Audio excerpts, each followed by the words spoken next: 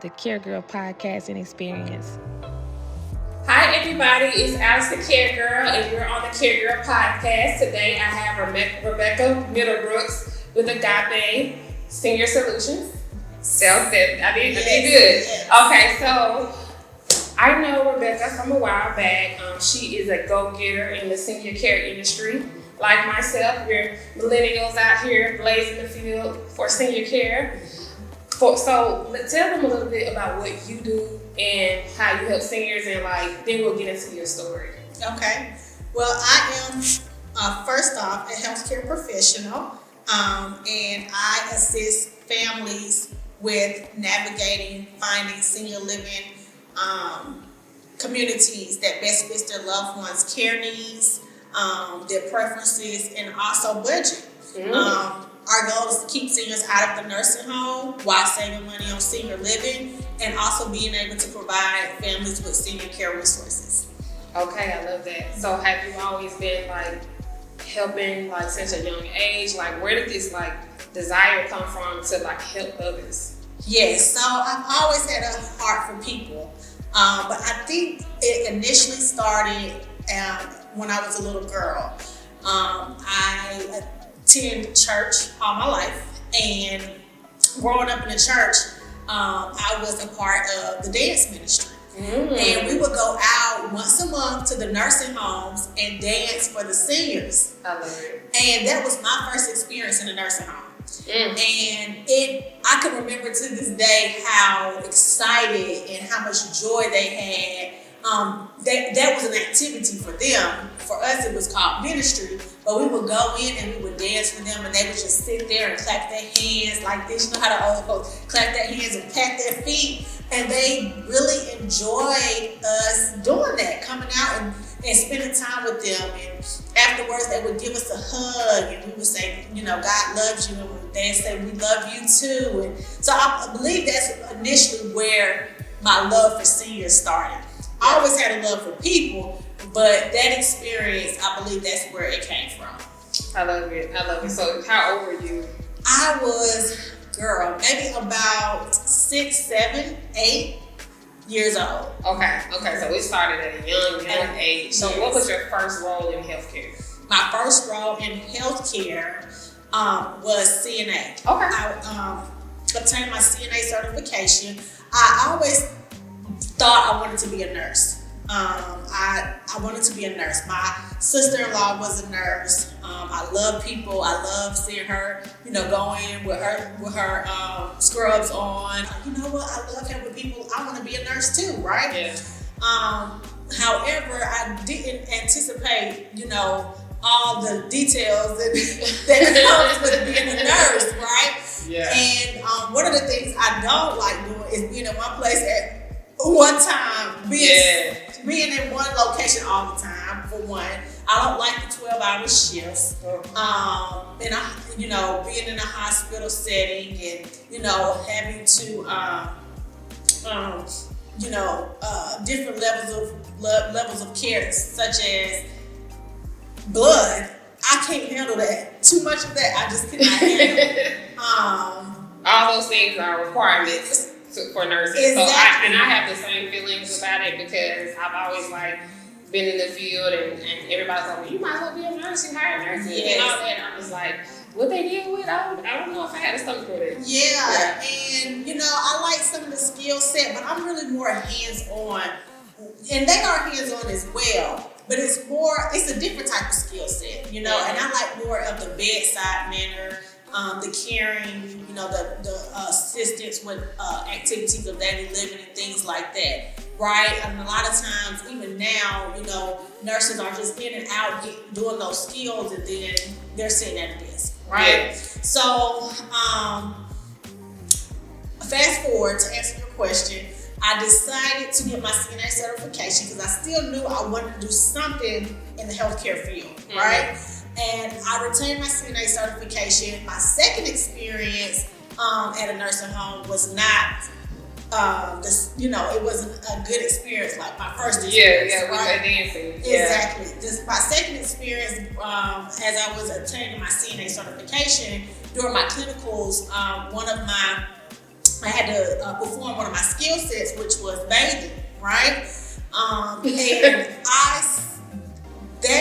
that setup, the setup I experienced with my seniors in the nursing home, it was it was traumatizing to me. What did you see? Yes, so I've seen the outside of it. I've never been like in the actual act of like doing the help. So I'm like, what did you like kind of see? Yeah, that's a great question. So let me back up. I used to work in a manufacturing warehouse, and I worked in several. And in working in a manufacturing warehouse, you have assembly lines, right? So I was used to working on an assembly line, but from that experience, while I was working in the warehouse, I was also obtaining my CNA certification. So when I went to go do my clinicals, it was like when I seen I seen the bath setup, it reminded me of the assembly line working in a manufacturing warehouse, because the seniors was sitting in chairs and shower chairs. Okay, it was like 8 of them. Okay, and you had a bath team. Okay, and that bath team, it was about 3 or 4 CNAs on that bath team. And those seniors were sitting in the shower chairs, and one CNA would take off their clothes. The next CNA would wash their body. You have another CNA who's washing their hair, and it's like they were pushing them through the assembly line. And then the next CNA would rinse them off. The other one would put lotion on their bodies. The next one would get them dressed. You see what I'm saying? Mm-hmm. So it was like assembly line. I was like, oh my God, this reminds me of my warehouse work. Wow. I said, this is not how my seniors should be having to live. You know, what about their dignity? What about their privacy? It was an open bathroom. It was like a bathroom, an open bath area, shower area, and they're sitting there naked next to each other. They can see each other. It was just, I was like, oh my God, it has to be something else. Other alternatives than this, right? And don't get me wrong, I'm not downplaying the nursing home. It's just the system is not set up for quality care. That's not quality care. You know, they have so many residents and so many CNAs, so the caregiver to resident ratio is very high because of the setup of that, care system, right? So that was my second experience of the nursing home. So I told myself after that experience, I still wanted to work in the healthcare field. However, I would never work in a nursing home. Well, I ended up working in a nursing home. At that time, I just had my second baby. Yeah. I knew I didn't want to go back to the warehouse working 12, 15-hour shifts, 6-7 days a week.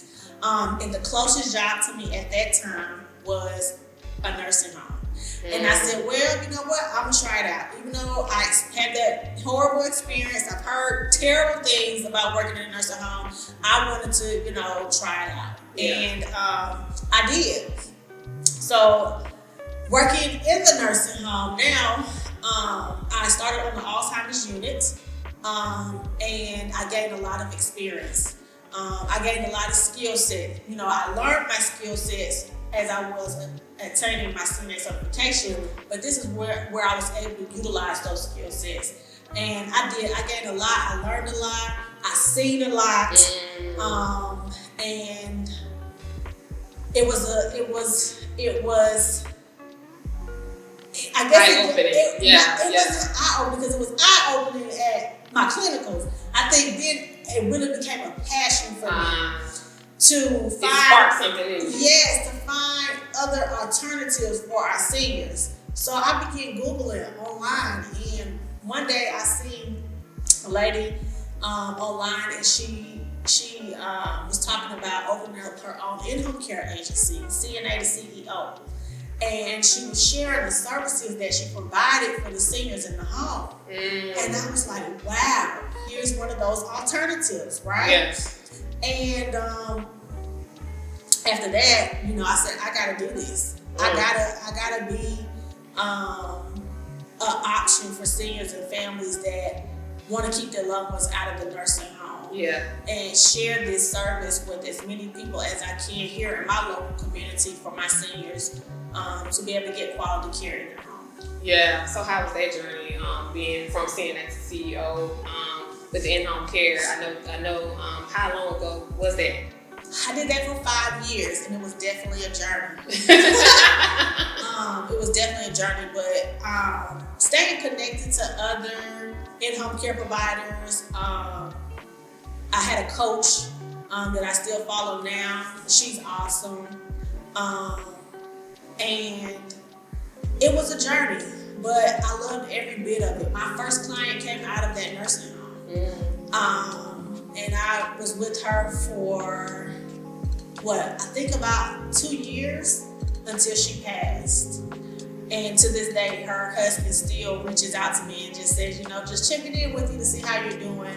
So, things like that makes you want to continue to walk in your I say it's a purpose, it's a calling.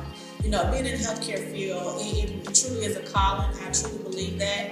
And when you have families that even after their loved one passes, that can still reach out to you and check in with you, that just lets you know, that what you're doing is purposeful. It is very purposeful, and to keep going. Okay, so what transitioned you from the CNA to CEO to what you do now? Okay, so currently I do provide senior placement services. For those who don't know what that is, because I'm pretty sure there's a lot of people that don't know what that is. Right, so senior placement services, we assist with senior placement. So a lot of families still, even now, they're becoming more educated, but they don't know about all the different types of senior living, right? And which one is a best fit for their loved ones, again, due to their care level or financially, right? And a lot of times seniors have the stigmatism about just nursing homes. I don't want to go to a nursing home. My mama died at that nursing home. I heard this and that about the nursing home. Well, there's other options outside of nursing home. So that's what we help families. We educate them and we help them navigate and find the senior living communities, and also help them with making that decision. Call Starks Byron today for all your personal injury needs. We help professionals get back to living the life they love after a traumatic car wreck. 404-795-5115. They can find us online at Starks Byron Law. That's going to be our Instagram handle. Our Facebook is Starks Byron as well. I am back with Rachel White.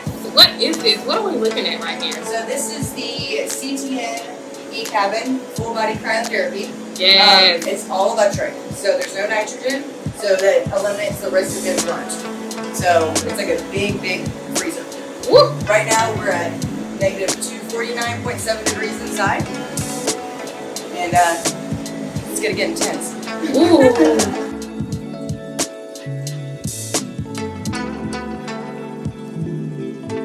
10 for a second. The first 30 seconds is always the hardest. So, for example, if somebody has an income of maybe, retirement income of maybe like $4,000 a month, and that has memory issues, do you advise someone to, age in place and get a caregiver company, or would you advise the family to put him in personal care home or memory care? Let's give them an example, because we gotta make it like a third grader can look at this and understand like what is senior care placement. So, because I want people to understand what it is. Exactly. So you have 4 different types of senior living. You have assisted living, independent living. Independent living. That's for elderlies who would like to downsize, and they're still very active, but they might, need some assistance with cooking, and they need to downsize, right? And they still want a big social life, right? They still could be driving, but the main thing is downsizing, having someone to prepare those meals, and just the extra eyes and ears, to have on them, because they might be forgetting to do some things at home, such as turn off the stove or different things like that. So independent living is one option, right?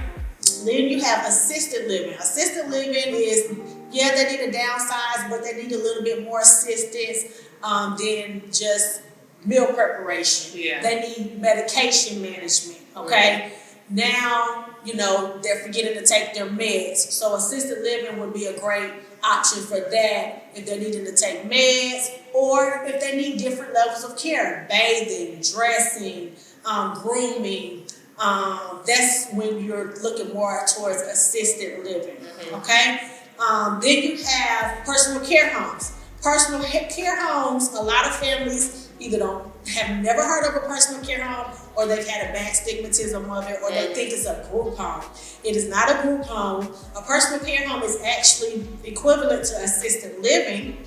The only difference is it's usually a smaller, intimate setting, right? So you have residential care homes, usually 3 to 6 beds, okay? And it is more intimate. It feels more like a home. And they still provide assistance with activities of daily living, meal preparations, medication management. And then you have nursing home. And then nursing home is when they need a high level of care, skilled care. The total cares. And they cannot walk. They are totally bed bound. They need intravenous IVs. They might need a trach tube. They need wound care. Okay, so that's your higher level of skilled care, right? Then of course you have in-home care. That's the difference between senior care options when it comes to levels of care. Now, financially, depends. Financially, that's another thing you want to look at. And I'm gonna talk about independent living. So, independent living it is more affordable. Okay, you can get into independent living. And sometimes you can hire an in-home care agency to go in if they need a little bit of care. Some facilities do let people have their own independent caregivers. That's true. You can do that. But I would only recommend that if they only need minimum care, right? If they need more care, I would recommend assisted living or a personal care home. Because when it comes to 24-hour care, it's just more affordable. And you're looking at 24-hour care, $15,000 a month, compared to assisted living or a personal care home. Where it's all inclusive. Well, it's not all inclusive. It's kind of almost all in one. It's more affordable. More affordable. Yeah, so you're looking at between anywhere between $2,500 a month up to $6,000, $7,000, $8,000 a month. Okay. Versus $15,000 a month. Right, and then the difference between financials when it comes to assisted living and personal care homes, your assisted livings, they have room and board, but then they have different levels of care. Okay, so for example, room and board could be room and board, housekeeping, meals, activities, right? And then your level of care, does mom and dad just need someone to come in and standby assist? Are they a fall risk and they just need someone standby assist to ensure that they don't fall when they get into the shower? Or does mom and dad need somebody to literally come in there, have a caregiver come in there and bathe them, right? So that's when you get into different levels of care. And every community is different when it comes to that price point. But with a personal care home, they will assess your level of care and it's all inclusive. You don't have different levels of care. They assess mom and dad care level and then they say, okay, this is your rate and it's all inclusive. So that's the difference when it comes, the difference between the financials when, trying to make a decision long term, what's best for mom or dad or your loved one, levels of care and financially, because we want to be able to we want to keep them so they can age in place and not have to continue to move them because they ran out of money. Hospitalized all the time, all that, and I've seen it. I've been in the industry for a while. I've seen so many different things. I want to talk about the challenges that you've overcome. And like what got you through can you remember like doing your business and a time where you was like, I just want to quit everything? Because we've had time like that, but I want to talk to those CEOs like you and like me, like what was a moment where you you push through and, you know, a miracle came, you know. Yes. So, you know,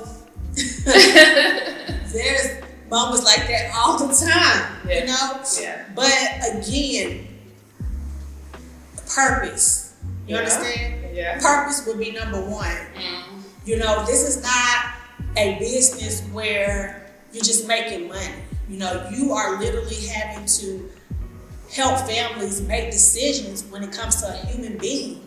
And not just a human being, their mom and their dad. So I think about if that was my mom and dad, you know, what would I do, right? I think about, you know, them being elderly and wanting them to age gracefully and live as long as they can and thrive, right? So for one, I think about purpose. I think it's very purposeful. And when you think about the lives you are helping, the families, not just the seniors, but the families as well, because they're literally living in the sandwich generation. These families are daughters, sons, still have whole families, grandchildren. They have their families to take care of. Plus, they're working a job and having to take care of mom, dad, grandma, whoever that loved one is. I mean, I've had millennials that are taking care of their grandparents. I've had to help them find placement, assisted living communities, personal care homes for, and they're millennials. They're not the daughter or the son, they're the granddaughter. They're the grandson that's having to make these decisions without their mom and dad. So, you know, it just makes you, it's not about me. It's really about helping them. And it's really about allowing them to have support, because a lot of times they don't have that support. They don't know where to turn. They don't know where to start. And they're so overwhelmed, they don't even think about, you know, calling someone who might have expertise in this area. You know what I'm saying? They're just trying to get through day by day, right? So, you know, just being resourceful for them is very huge for me. It's a huge thing for me as well, because all families might not be able to afford senior living, okay?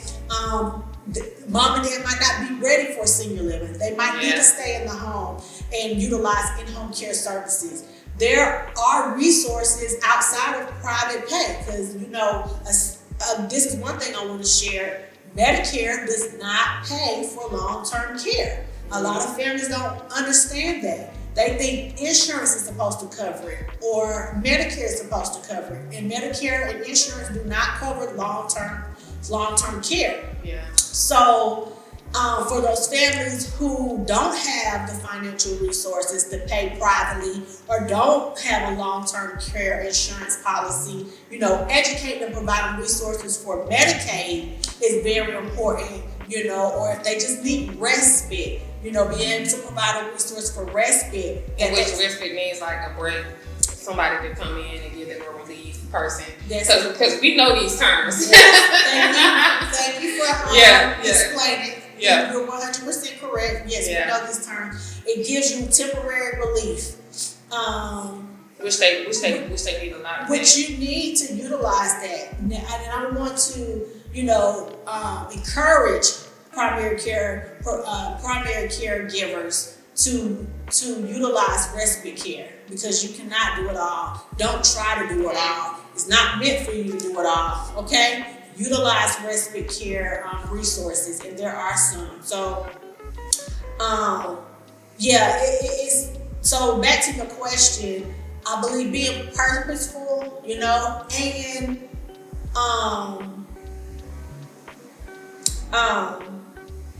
one of the hurdles is caregivers. Staffing. You know, I think everyone is battling with that right now. I think it was a burnout in the industry. You know, and people were just doing other things, and, you know, they're like, I mean, that's a passion of mine, but the pay is not there, and the companies don't care. So I think now it's clearing out a lot of the companies that were just, you know, not caring about the caregivers, and I think the families have taken a hit due to that, the lack of care resources and the low pay and all those things. So I definitely say the caregivers as well So that was one of a struggle for me, and that's kind of, I transitioned out of in-home care into placement after COVID 2021, and to be honest, it wasn't an issue for me in 2020. It was 2021. Right after I transitioned is when I was hearing that they were really having a lot of staffing issues. It takes a lot of work to run an in-home care agency. Well, I am the corporate of that. It does. And even with what you do now, you have you have to follow with the families, you have to follow with the communities, stay ahead of the resources. So it's not easy to run any business that deals with, healthcare is very complicated. But we are chosen. Yes. I would say that. Yes. I wanted to get into your why and what keeps you going, because I know that was something that we just talked about. But like, do you have like a certain like mantra? Because I know you prayed before this, and like, are you always like positive, or do you have times where like you have to like refer to the Bible verse, or like what is your strength? Yeah, God is my strength. Yes. My number one strength. And I have to, and before I wouldn't ask him, but it says you have to ask. Seek, you should find. Ask for what you want. And I'm learning that, he's my father, and I have to ask him, You could pray, but it's the difference between praying and asking. Yeah. And it's like when you go to your parents and you ask them for something. Your son comes to you and ask them for something. It lets him know that, I still depend on him. So now I ask him for, every day I ask him for strength. I ask him for wisdom. I ask him for guidance to help me help these families, because I know that I'm just a vessel that he's using to be able to help them. You understand what I'm saying? Mm-hmm. So it's not about me, and I'm not perfect, but I try to really, really empathize with the families and what they go through. Mm-hmm. And because I've seen a lot within the field and within, my businesses, I really see what they go through.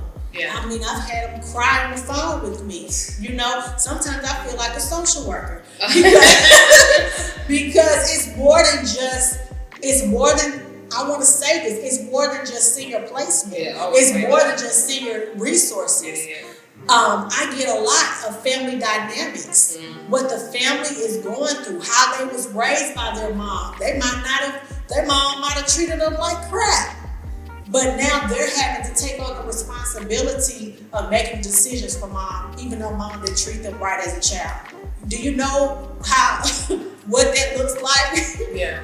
So it keeps me going to know again that it's purpose. And I truly believe that it's a calling. Yeah. Two people told me one time that, Rebekah, you're a wealth of knowledge. I've never looked at myself like that, being a wealth of knowledge. Yeah, we call on each other, and but it's because of your experience, and then you have the desire to learn more. Exactly. And find the information. And that's something that you need as a CEO as well. Like in a founder, you need that urgency to know more, to give more. Mm-hmm. Exactly. Yeah. And that's what it's all about, giving. It's all about giving. So, that's what really helps me overcome and just staying connected to business owners like yourself. Staying connected to, listening to things to motivate me. Yeah. You gotta say faith comes by hearing. Yeah. And faith comes by hearing. So I have to continuously, every day, I'm listening to some type of motivation, some type of encouragement, something, to keep me going and to keep me encouraged, right? Yeah. And then also having that vision. And acted upon it. You gotta have a vision. You gotta see it before it even manifests. Yeah. So having that vision, I want to get into, even though I opened up the in-home care agency, my heart, and I've always had a vision for a personal care home. I don't know where that came from. It came from God, right? But I've always wanted a personal care home. Yeah. I was talking to one of my business colleagues, and he said, Rebekah, you should open up an in-home care agency. My girlfriend had an in-home care agency. What you already did that. Yeah. But yeah, this is before I opened up the in-home care agency. Okay. Right. Because I was telling myself I want to open up a personal care home. He said, well, you need to just open up an in-home care agency. You just go out to their homes, right? So, after working in a nursing home and then going online and looking it up and things like that, I did open an in-home care agency. It is a great service. All senior care businesses are excellent services. But my heart has always been a personal care home. Yeah. So having that vision, back to the vision, that vision will have you disciplined. That vision will have you taking action. Yeah. That vision will keep you focused, even if you get off track.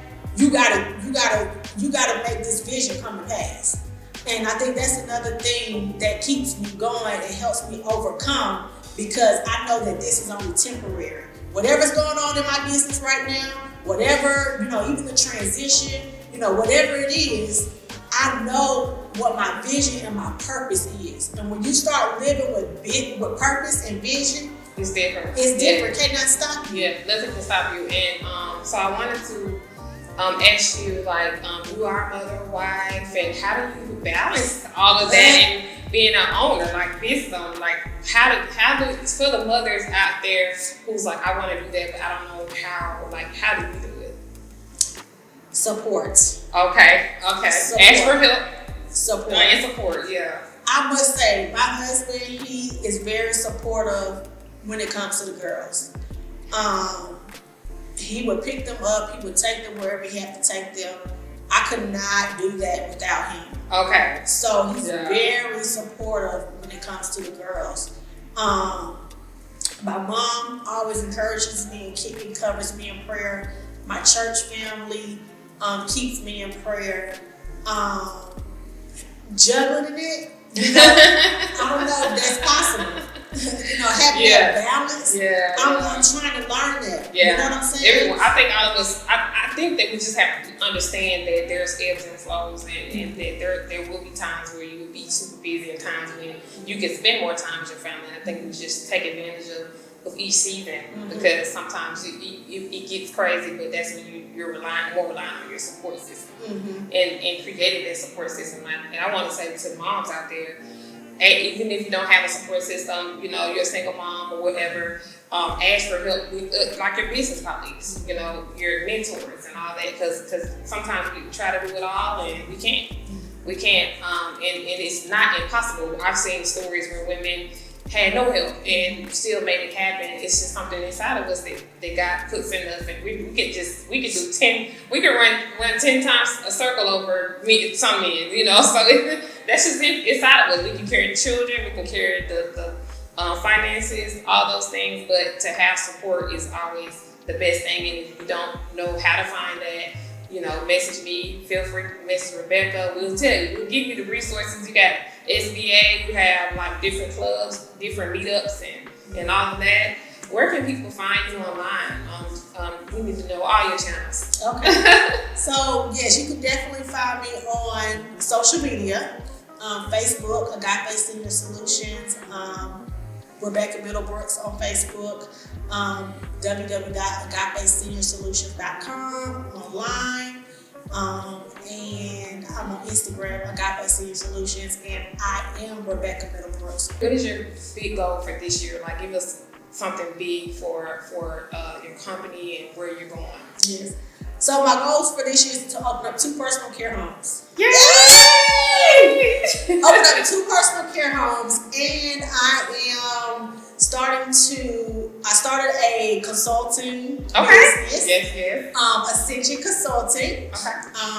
And you can find Ascension Consulting on Facebook, Instagram, Ascension Consulting, and RebekahCMiddlebrooks.com for Ascension Consulting online.